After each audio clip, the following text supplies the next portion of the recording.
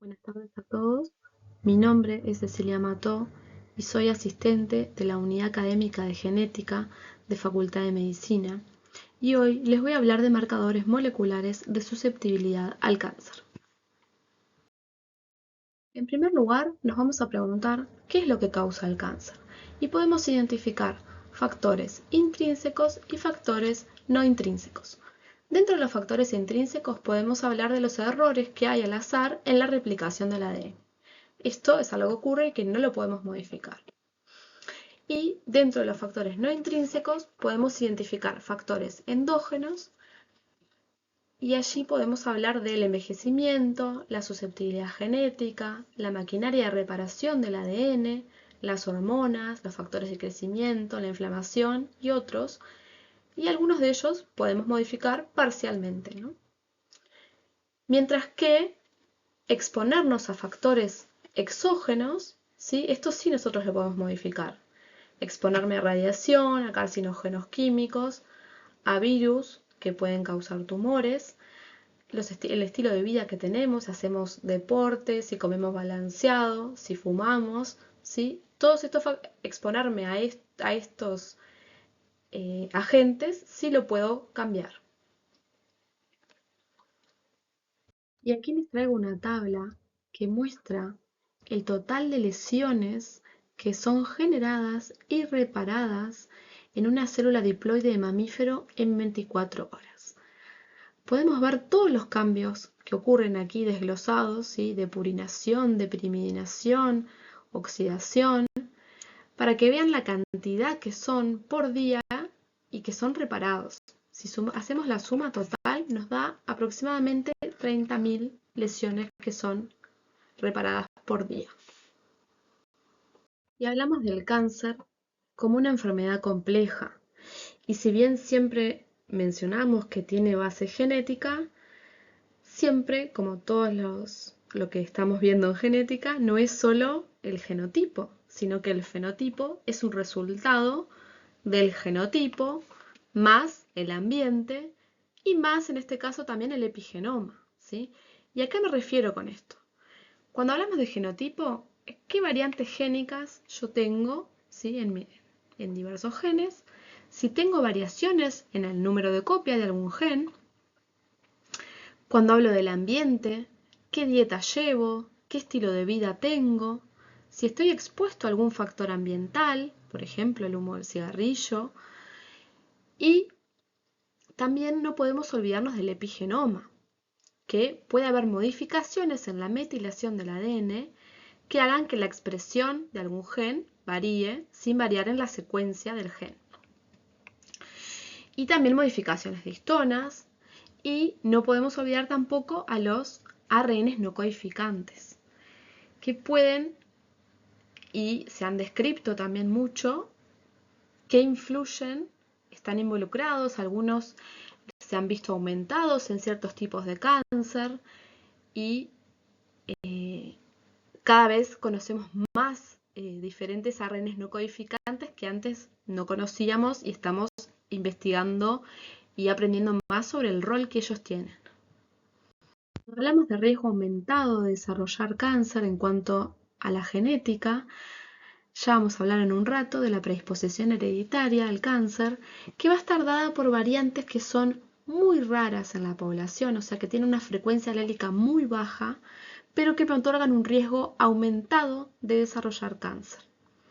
Y si bien la incidencia de cáncer ha ido aumentando en los últimos años, no es que todos tenemos una variante de predisposición genética al cáncer, ¿sí? Sino que las variantes que me otorgan una predisposición aumentada a desarrollar cáncer son raras en la población. Es importante que hagamos una distinción entre mutaciones somáticas y mutaciones germinales. Aquellas mutaciones somáticas son las que ocurren, como lo dice su nombre, en células somáticas, en los tejidos, y yo no puedo transmitirlas a mis descendientes. Mientras que aquellas germinales son las que ocurren en las células germinales, o sea, en los gametos, y entonces yo puedo transmitirla a mi descendencia, y son estas las que causan los síndromes familiares que conocemos.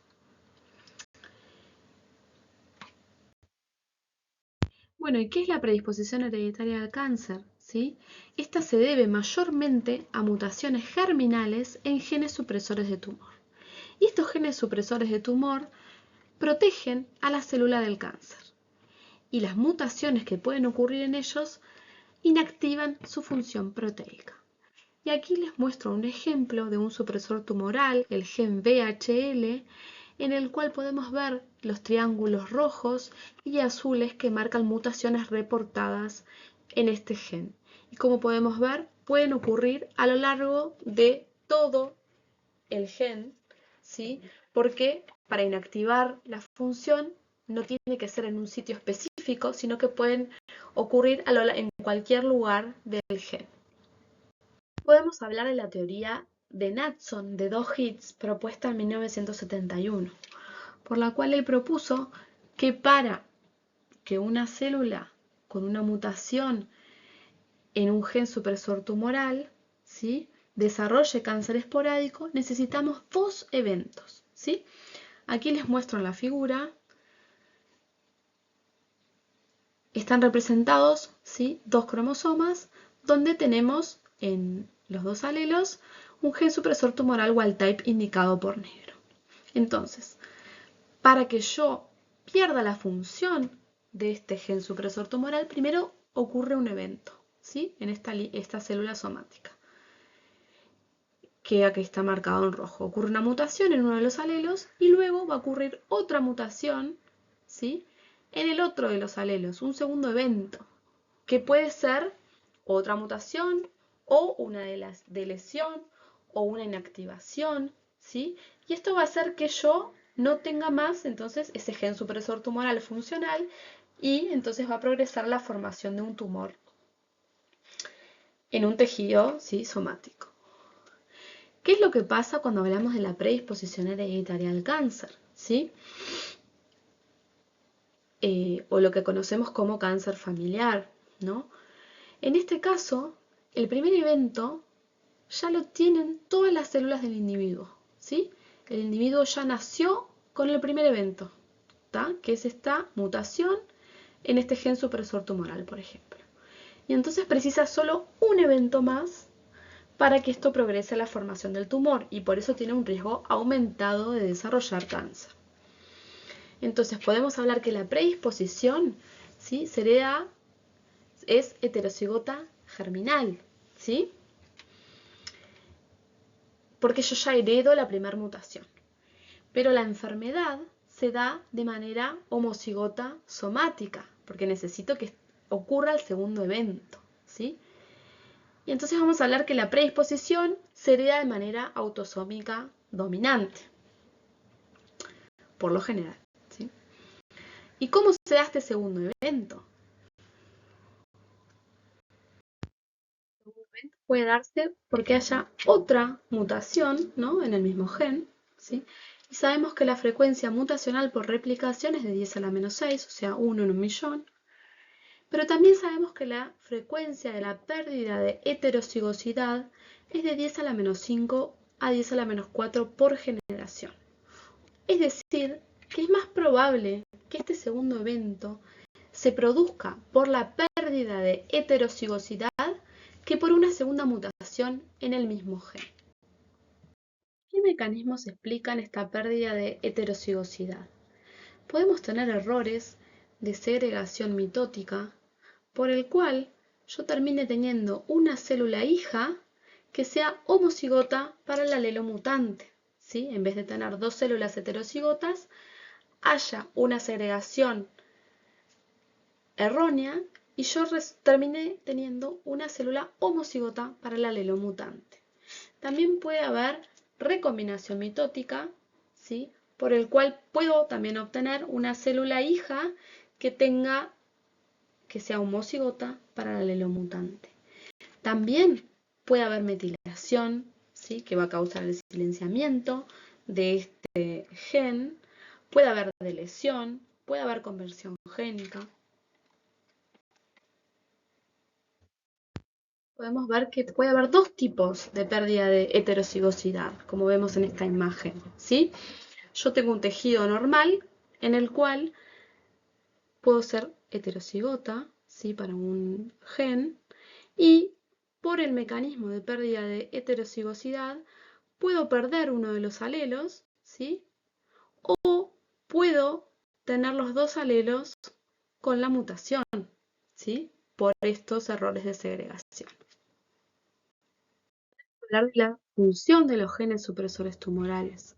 Y para ello vamos a definir algunos conceptos que tenemos genes que son porteros o gatekeepers que van a ser reguladores negativos de la proliferación, como por ejemplo el gen de retinoblastoma, IP53 y las vías asociadas. También vamos a hablar de que tenemos genes que son cuidadores o caretakers que van a estar vinculados con la estabilidad del genoma, ¿sí? Y estos genes codifican para proteínas vinculadas al mantenimiento y a la reparación del ADN. Vamos a observar que mutaciones en estos genes van a estar asociados con la predisposición hereditaria al cáncer. En este esquema podemos ver que la mutación de un gen caretaker o cuidador, ¿sí? Por ejemplo MSH2, luego lleva a la mutación de otro gen que me da inestabilidad genética. Esto también causa que haya mutaciones en los porteros, ¿sí? Y así yo vaya acumulando mutaciones que me van a desarrollar el tumor. Podemos preguntar, ¿cuántas mutaciones necesito para desarrollar un tumor? ¿Sí? Y esto está tomado de un artículo donde discriminan según la ubicación cuántas mutaciones se estima que requerimos para desarrollar un tumor. Nos podemos preguntar qué porcentaje de la gente con cáncer heredó esta susceptibilidad genética, ¿sí? Sabemos que representan más o menos del 5 al 10% de los cánceres, ¿sí? Y estos genes, como mencionamos antes, se heredan de manera autosómica dominante con penetrancia incompleta. Estos son los más frecuentes. Entonces, nos surge hablar de la penetrancia. ¿Qué es la penetrancia? Y vamos a hablar que la penetrancia es el porcentaje de individuos con un genotipo dado que presentan el fenotipo correspondiente. Entonces vamos a definir que tenemos penetrancia completa cuando el 100% de los individuos tiene el fenotipo esperado. Y vamos a hablar de penetrancia incompleta cuando menos del 100% de los individuos tiene el fenotipo esperado. Y la penetrancia va a depender del gen involucrado y también del alelo de este gen, ¿sí? Vamos a tener variantes patogénicas en genes con penetrancia muy alta que van a tener frecuencia muy baja en la población, como mencionamos hace un ratito. Traigo una tabla donde podemos ver diferentes síndromes y qué tumores dan esos síndromes, qué modo de herencia tienen y qué genes están involucrados.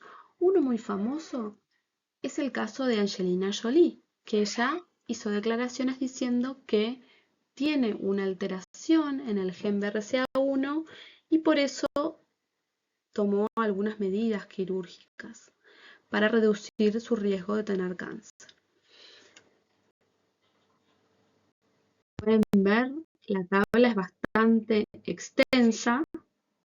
Y aquí, por ejemplo, podemos ver más en detalle el caso, por ejemplo, de síndromes que son de paraganglioma hereditario, retinoblastoma, ¿sí? ¿Qué tumores tienen?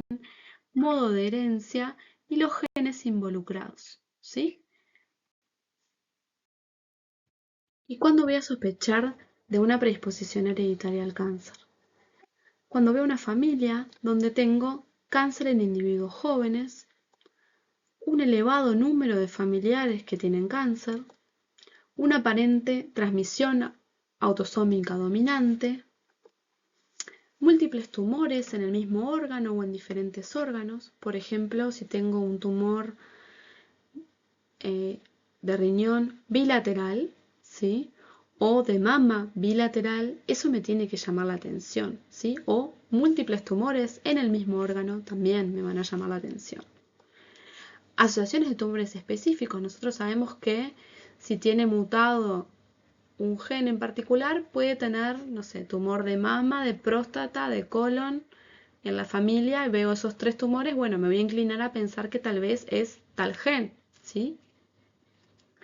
También la ancestralidad. Por ejemplo, los judíos ashkenazis sabemos que tienen una frecuencia aumentada de variantes en algunos genes que dan predisposición hereditaria al cáncer. ¿Y cuál es la importancia de realizar un diagnóstico oportuno de la susceptibilidad aumentada al cáncer? Me va a detectar personas que tienen mayor riesgo que la población general de desarrollar un tumor y también lo van a hacer a una edad más temprana. Entonces, el seguimiento clínico de esas personas tiene que ser diferente que la de la población general. Y para ello existen pautas y guías muy establecidas para los portadores de mutaciones. Por ejemplo, las guías NCCN del National Comprehensive Cancer Network, donde existen guías que, según el gen, me dice, bueno, antes de tal edad hay que hacer tal estudio cada tanto tiempo. Después de tal edad, tal estudio para ver el tumor de este órgano o de este órgano. Entonces, me dan unas pautas muy ordenadas de cómo proceder y qué hacer para valorar los tejidos que pueden estar en riesgo según el gen afectado y hacer un diagnóstico, si hubiera algún tumor, hacer un diagnóstico temprano de ese tumor, ¿no? También lo que sabemos es que el fenotipo tumoral, la evolución y el tratamiento pueden ser diferentes cuando yo soy portador de una susceptibilidad aumentada al cáncer. Y también tenemos la posibilidad de hacer un diagnóstico genético preimplantacional en la descendencia, ¿sí? Entonces, alguien que tiene una susceptibilidad puede reducir. En cada hijo tiene 50% de probabilidad de que tenga la misma afección. Entonces, yo puedo reducir ese 50% a un 0 mediante la selección preimplantacional de los embriones. Para hacer el diagnóstico genético, ¿sí?, de una predisposición hereditaria, nos vamos a basar en analizar también la genealogía, ¿no?, de las familias. Entonces aquí les traigo una genealogía donde el caso índice o propósito concurre con un cáncer de mama a los 38 años, ¿sí? Tiene 2 tías que tuvieron cáncer de mama y cáncer de ovario, y la abuela con cáncer de ovario. ¿Y a ustedes qué les parece? ¿Esta persona debería estudiarse para ver si tiene una predisposición hereditaria al cáncer? ¿Qué le dirían? A mí me parece que sí, ¿no? Porque hay muchas. Primero hay tumor de mama y de ovario en la misma familia, ¿no? Y la edad es llamativamente, son todas jóvenes, ¿no? 38, 42, ¿sí? ¿Y cuáles son las etapas para detectar una mutación de predisposición hereditaria al cáncer? En primer lugar, consultar con un genetista, donde van a evaluar la historia familiar, van a hacer construir juntos la genealogía y van a evaluar el riesgo, ¿sí? Porque imagínense que uno dice, ah, no, en mi familia siempre hay tumores. Entonces empiezan a indagar, no, tumores de pulmón, ay, porque a los 80, bueno, pero fumaba y no sé qué, ¿no? Entonces como que ahí uno tiene que ver de qué órganos son, a qué edad estuvieron los tumores, ¿sí? Y ver en conjunto con el genetista. Entonces, en caso de que la historia familiar amerite hacer el estudio, se va a indicar este estudio, se va a explicar el alcance del mismo y cuáles son los posibles resultados, ¿sí? Y el paciente va a firmar el consentimiento informado. Luego se va a tomar la muestra, que puede ser de saliva, como hicimos en el práctico, o de sangre periférica, ¿sí? Donde son las muestras más sencillas de obtener para extraer el ADN. Vamos a extraer este ADN y vamos a hacer una secuenciación de ADN. Y bueno, y ahí va a depender qué estrategia de secuenciación haga según lo que yo quiera evaluar, ¿no? Si tengo un gen candidato único, voy a hacer probablemente secuenciación de Sanger. Si tengo un panel de genes, lo voy a hacer por NGS, o si quiero hacer un exoma, o si quiero hacer un genoma. Les muestro, por ejemplo, dos paneles comerciales donde podemos ver que hay variedad, ¿no? En realidad podemos tener un panel que evalúe los más comunes que dan cáncer, que serían 48 genes, en este caso es un ejemplo, ¿sí? El que está a la derecha, o puede haber otro que tenga 70 genes, ¿sí? Bueno, y cada vez vamos a tender más a estudiar a todos, ¿sí? Alguien joven que tiene un tumor, bueno, probablemente le indiquemos un estudio genético. Entonces acá les dejo un artículo donde ellos vieron que testear, ¿no?, con un panel multigénico aumentó la detección, ¿sí?, de variantes de predisposición hereditaria, ¿sí?, más que si fuera dirigido a ciertas guías. Bueno, eso va a depender en realidad del tumor que tenga la persona, ¿no? Entonces, y también nos dicen que alrededor del 30% de los pacientes que tenían variantes de alta penetrancia modificaron su tratamiento a raíz de este estudio, ¿sí? Y lo que sí llama la atención es que cómo estudiamos después a los familiares, ¿no? Que nosotros no podemos ir a hablar con los familiares y decirle, mira, tu primo, tu hermano tiene una mutación, vos te tenés que estudiar. No, la persona es la que tiene que comunicar a su familia que tiene tal variante, predisposición hereditaria, y bueno, y sus familiares tienen que concurrir a ver si quieren hacerse el estudio, ¿no? Entonces acá se le ofrecían sin costo, ¿sí?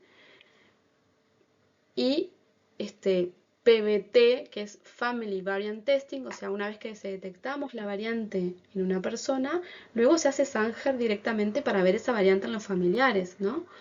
Pero solamente, como ven acá, 17% de los que tenían variantes patogénicas tuvieron familiares que se hicieron este estudio, ¿sí? Que no tenía costo. Pero entonces ven ahí que es una dificultad, ¿no?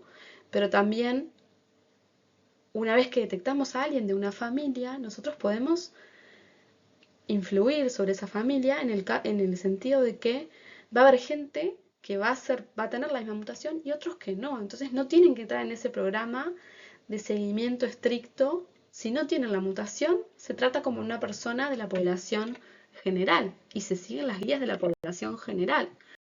Por más que sea esa familia, como no heredó la mutación, ¿sí?, es población general. Viendo a las etapas, ¿no?, de esta detección, una vez que secuenciamos, vamos a tener que hacer el análisis bioinformático de las secuencias, ¿no? Aquí podemos ver cómo se ve un cromatograma, ¿sí?, cuando hacemos una secuenciación mediante la técnica de Sanger, y cómo lo vemos en el IGS, ¿no? Es una captura de pantalla del IGB, entonces yo no puedo ir viendo, tendría que mirar todas las regiones, ¿no?, y ver. No lo veo como lo veo en Sanger.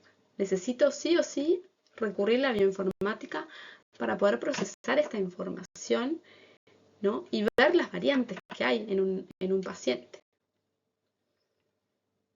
Entonces, para identificar estas variantes, yo voy a hacer el llamado, la anotación y la priorización de variantes, ¿sí?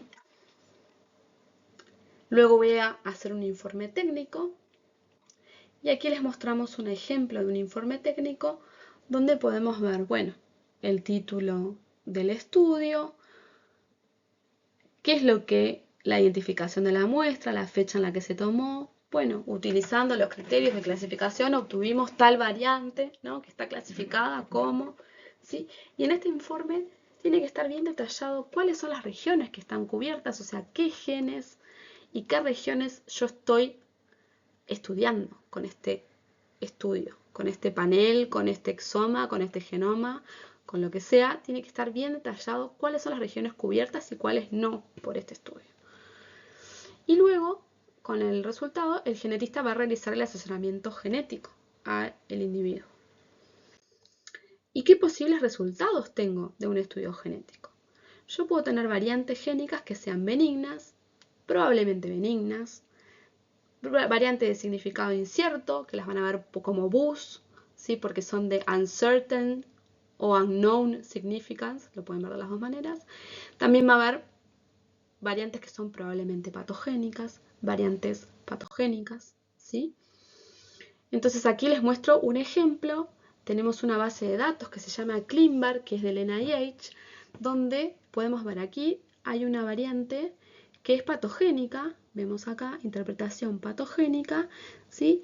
Y también me dice review status. Entonces en este caso dice reviewed by expert panel. Esto significa que fue revisada por un panel de expertos. Entonces, digamos que mucha gente la reportó y además se reunió un grupo y determinó que sí, que es patogénica, ¿sí? Este panel de expertos resolvió que les parece patogénica. En este caso vemos otra que es de significado incierto, ¿sí? Entonces abajo me dice review status y dice, bueno, se dio criterio, mucha gente lo subió y no hay conflictos, pero nadie se juega a si esta variante es patogénica, ¿sí? O benigna o probablemente benigna, no está determinado aún, ¿sí? Entonces, ¿qué pasa con estas variantes de significado incierto o buses? Están en sitios web, ¿no? Acá les dejo uno, en el gris, entendiendo, ¿sí? Las variantes de significado incierto de tu estudio genético. Después de la clínica Mayo también, ¿no? Tengo una BUS y ahora qué, ¿no? ¿Qué podemos hacer con estas BUS, ¿no? Yo puedo hacer un estudio de familiares y ver, bueno, si todos los familiares que tienen tumores tienen esa mutación, ahí no la puedo descartar, ¿no?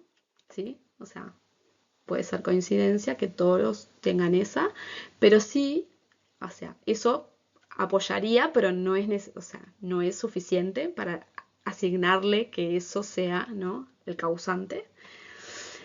Lo que sí me serviría sería que si algún familiar que tenga un tumor no tiene esta variante, ahí sí yo la puedo descartar, que no sería, ¿no? Si hay alguien con tumor que no tiene la variante, me sirve para descartar. Otra posibilidad es que yo pueda hacer la caracterización funcional, ¿no? In vitro, en el laboratorio, puedo generar una línea celular que tenga esa misma variante en tal gen.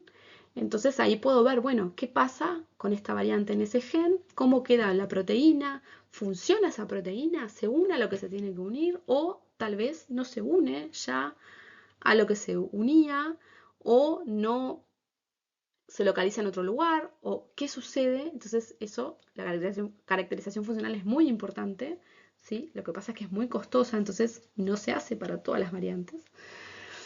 Y también está revisando constantemente la literatura, ¿no? La clasificación, porque tal vez yo no pueda hacer ni el estudio de familiares ni la caracterización funcional, pero puedo estar revisando y justo surgió un estudio en otro país que reportaron que esa variante que yo la habíamos clasificado como BUS, bueno, no, demostraron que es benigna o que es patogénica. Entonces hay que estar siempre revisando bases de datos y reportes de otros lugares también.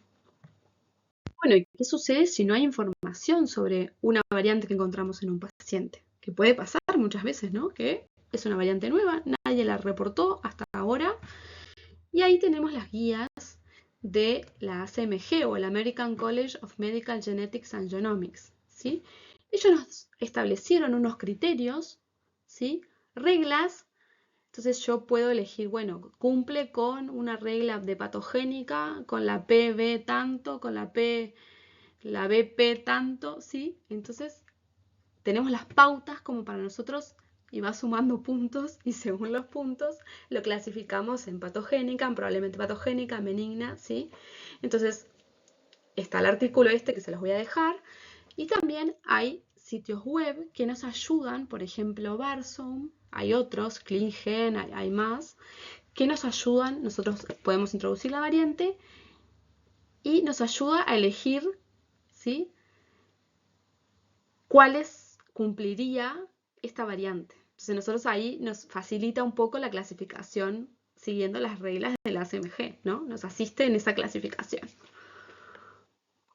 Por ejemplo, aquí les muestro una que nosotros encontramos y la habíamos clasificado como de significado incierto, ¿sí?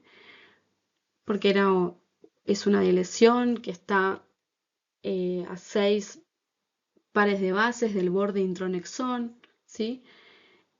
Acá les muestro cómo se ve y nos dice, bueno, cumple con tal criterio por tal cosa, cumple con tal criterio por tal cosa, tal otra. Es bastante útil esta herramienta. Y una vez que detectamos que tiene una predisposición hereditaria al cáncer, ¿cómo seguimos, no? Que ya mencionamos un poco antes que hay guías, las guías del NCCN, que según el gen, según el tumor, ¿sí? Nos van a orientar. Y también puedo tener hacer prevención primaria, tener una cirugía profiláctica, hacer quimioprevención, ¿no? Para algunos tumores, algunas alteraciones en colon, se toma aspirineta todos los días y eso se ha visto que ayuda a disminuir el riesgo, ¿sí? Y también eliminar o disminuir los factores de riesgo que yo puedo modificar, ¿no? Por ejemplo, la dieta, ejercicio, ¿no? Todo lo que yo pueda modificar. Y tener un seguimiento clínico adecuado para el diagnóstico oportuno, como mencionamos antes, ¿no? Según el gen involucrado, va a haber guías que me van a decir, bueno, qué controles realizar, con qué frecuencia. Por ejemplo, tienen una captura de pantalla de las guías de NCCN para un individuo que tenga una mutación en BRCA patogénica o probablemente patogénica, ¿sí? Entonces acá dice, bueno, hay que estudiar en la mujer cáncer de mama, ¿no? Desde tal edad, en el hombre desde tal edad. Recuerden que el hombre también puede tener cáncer de mama. Bueno, ¿y qué aspectos tiene este estudio genético, no? Psicológicos, emocionales, ¿sí? ¿Cómo me voy a sentir sabiendo que tengo una predisposición hereditaria? Voy a estar esperando, bueno, ¿cuándo voy a desarrollar el tumor? ¿O cuándo? No sé qué, ¿no? O qué horrible, o no sé, ¿sí? O me voy a traumar, o qué va a pasar, o bueno, ¿cómo lo puedo prevenir? Voy a hacer todo para prevenir, ¿no? O mi estilo de vida va a cambiar. Eso depende de cada uno, cómo lo va a afectar, ¿no? Lo importante es que ustedes sepan que el resultado de un estudio genético es confidencial, ¿sí? Ustedes, si hacen un estudio genético, tienen todo el derecho a ese resultado, no compartirlo con nadie, ¿sí? Si lo comparte con alguien, sería con su médico, su médico tratante, ¿sí? Pero pueden no, ¿sí? En caso de que tengan alguna afección y les interese, si no, es totalmente confidencial. Y como antes mencioné un poquito, el paciente es quien decide comunicar el resultado o no a los familiares, ¿sí? Nosotros no, alguien que se hace un estudio genético, el médico no puede citar a los primos, a los hermanos y decirle, mira, tiene la mutación, entonces vos hacete. No, ¿sí? El paciente es quien va a decidir comunicar o no el resultado a sus familiares. Y una vez que se obtiene el resultado, sí vamos a estudiar a los familiares en busca de la variante que ya tiene el paciente, ¿no? No vamos a hacerle un panel de vuelta, vamos a estudiar por Sanger dirigido si tiene o no la mutación que tiene el primo, el hermano, ¿sí? Entonces esto disminuye el tiempo y también el costo del diagnóstico de los portadores de la misma familia. Y bueno, ¿y qué va a pasar con los menores de edad, no? Es todo un tema. ¿Vamos a estudiar a un menor de edad? ¿Sí o no? Bueno, eso va a depender del gen. Y aquí les pongo un caso un poco extremo, hablando del gen RET, que es un protoncogen, y la neoplasia endocrina múltiple tipo 2, ¿sí? En este ejemplo, mutaciones en el protoncogen RET predisponen, aumentan muchísimo la chance de desarrollar un cáncer de tiroides, ¿sí? Que es bastante agresivo, el cáncer medular de tiroides, ¿sí? Entonces, según la mutación, hay casos extremos donde hay que sacar la tiroides antes de los 5 años, ¿sí? Según la mutación, realmente cambia la vida hacer esta cirugía sabiendo que la persona es portadora de esa mutación. Tengo que hacer la cirugía si tiene tal mutación antes de tal edad, ¿sí? O antes de tal edad, según la mutación, y está pautado. Entonces, en este caso, sí yo voy a estudiar a los menores de edad, ¿se entiende? Mediante un consentimiento de los padres, ¿no? Porque el menor no puede firmar, ¿sí? Entonces, va a haber otros casos, por ejemplo, BRCA, donde antes de los 18 sabemos que no va a desarrollar, por ejemplo, ningún tumor. Entonces, ahí yo puedo esperar, no es necesario que yo le haga el estudio genético antes. ¿Se entiende? Entonces, esto va a depender del gen, pero acá les muestro un caso extremo donde realmente saber a una edad temprana les cambia la vida. Ahora les voy a contar un poco de un ejemplo de nuestro país, ¿sí? Nosotros participamos en un proyecto de análisis de variantes alélicas de predisposición hereditaria al cáncer de colon por NGS.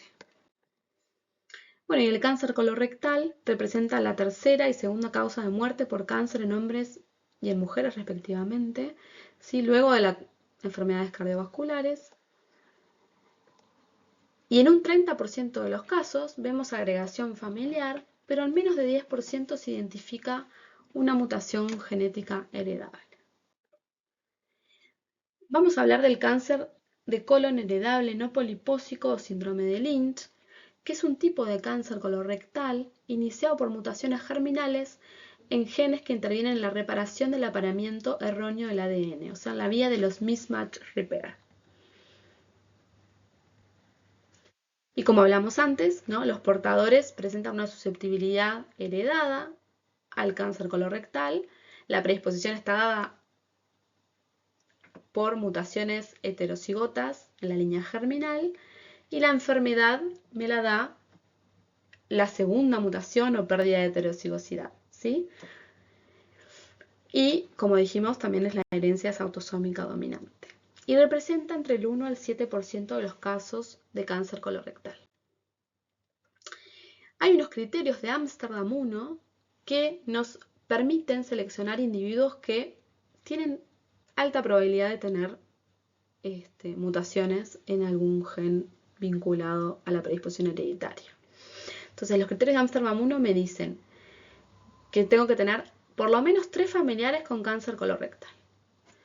Un afectado en relación de primer grado con otro de los afectados, o sea, padre e hija, madre, ¿no? E hijo. Por lo menos 2 generaciones sucesivas deben estar afectadas. Por lo menos un afectado de cáncer colorectal diagnosticado antes de los 50 años, por lo general entre los 20 y los 40. Poliposis adenomatosa familiar, hay que excluirla, ¿sí? Porque es otro fenotipo que puede confundir con el síndrome de Lynch. Y los tumores lo tenemos que verificar por anatomía patológica. Bueno, y en este caso les muestro aquí una genealogía que cumple con todos los criterios de Ámsterdam 1, ¿sí? ¿Qué pasa con los criterios de Ámsterdam 2? Además de incluir, son iguales que los de Ámsterdam 1, pero además de cáncer colorectal, incluye otros tumores asociados, como por ejemplo endometrio, ovario, pelvis renal, vía biliar, intestino delgado, estómago, páncreas, uréter, sistema nervioso central, queratoacantomas, ¿sí? Y entonces aquí nos cambia, ¿no? Que los afectados pueden ser afectados de cáncer colorectal o de alguno de estos tumores asociados. Y luego tenemos los criterios de Bethesda, que son más amplios, que surgieron después, que nos sugieren estudiar a alguien que tenga un cáncer colorectal diagnosticado antes de los 50 años. Alguien que tenga tumores colorectales sincrónicos o metacrólicos u otros relacionados al síndrome de Lynch sin importar la edad. Que tenga un cáncer colorectal con inestabilidad de microsatélites diagnosticado antes de los 60 años.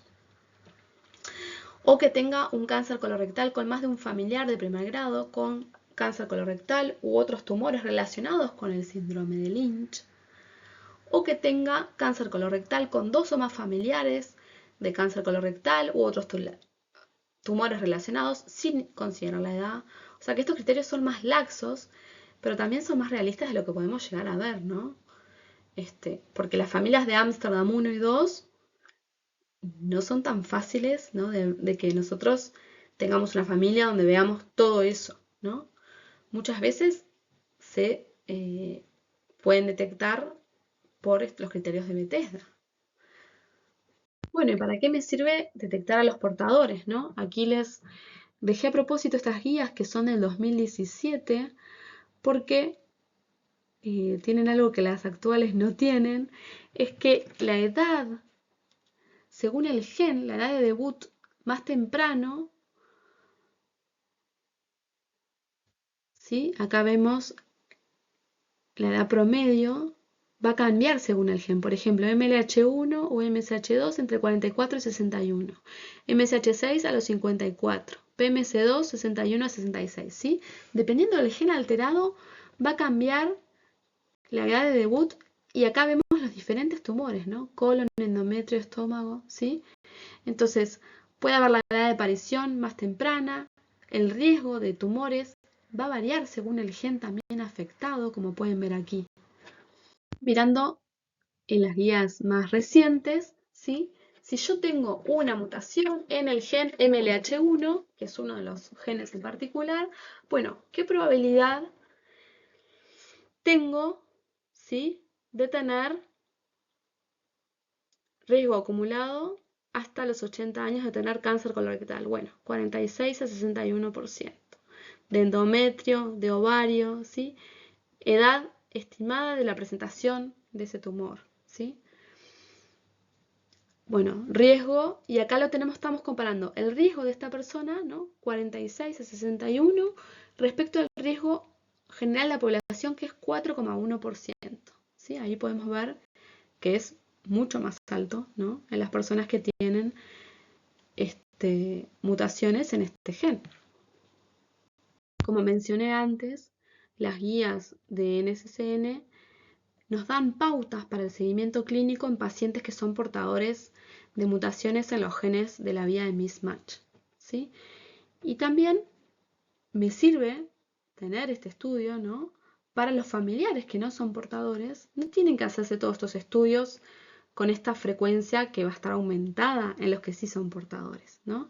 Entonces también es beneficioso en cuanto a costos, pero de momento las instituciones de salud, médicas, mutualistas, no cubren estos estudios, de momento. Pero en realidad, si nos ponemos a pensar, sería más barato y más efectivo que lo cubrieran, porque de esa manera, en realidad, si hay alguien que es negativo, no tiene que hacerse esos estudios tan seguido, y ahí le ahorraría costos, ¿no? Bueno, también está todo el tema de que si alguien es positivo, bueno, que no sea discriminado, todo, hay el conflicto ético, ¿no?, que puede surgir también de que la sociedad sepa que vos, tu sociedad médica, tu mutualista, seguro, lo que sea, esté enterado que tenés una predisposición a tal cosa, entonces que no te quiera cubrir alguna cosa, ¿no? Eso también es otro tema a conversar. Y siguen las guías de prevención para cáncer colorectal, para cáncer de endometrio, para cáncer de ovario. Para cada uno de los tipos de cáncer dice qué estudio hay que hacer según el gen, en este caso es el MLH1. Entonces, el objetivo de nuestro trabajo fue contribuir al diagnóstico molecular y el asesoramiento genético de familias con cáncer de colon hereditario en Uruguay. Para hacer esto secuenciamos 9 genes en pacientes afectados con síndrome de Lynch del Hospital Central de las Fuerzas Armadas, donde hay un grupo colaborativo uruguayo que hacen asesoramiento genético, ¿sí?